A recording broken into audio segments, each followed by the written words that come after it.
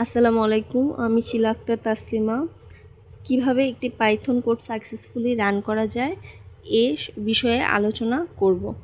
প্রথমে আমি এ, বি এবং সি নামে তিনটি ভ্যারিয়েবল নিয়েছি।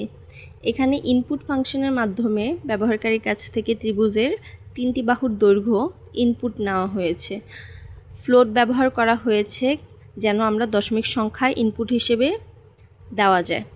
এরপর এস নামে আমরা একটি ভ্যারিয়েবল নিয়েছি, যেখানে a plus B plus C divided by 2 সূত্র ব্যবহার করে ত্রিভুজের সেমি প্যারামিটার বের করা হয়েছে। হিরন্স ফর্মুলা ব্যবহার করার আগে এই সেমি প্যারামিটার বের করা খুবই গুরুত্বপূর্ণ।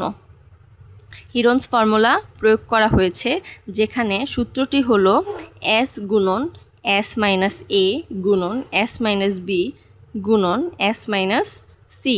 এই সূত্রের মাধ্যমে ত্রিভুজের ক্ষেত্রফল নির্ণয় করা যায়। সর্বশেষে প্রিন্ট ফাংশনের মাধ্যমে এরিয়ার মান স্ক্রিনে দেখানো হয়েছে। এরপর আমি প্রোগ্রামটি রান করি, তিনটি বাহুর মান ইনপুট দেই এবং টার্মিনালে ত্রিভুজের ক্ষেত্রফল দেখতে পাই।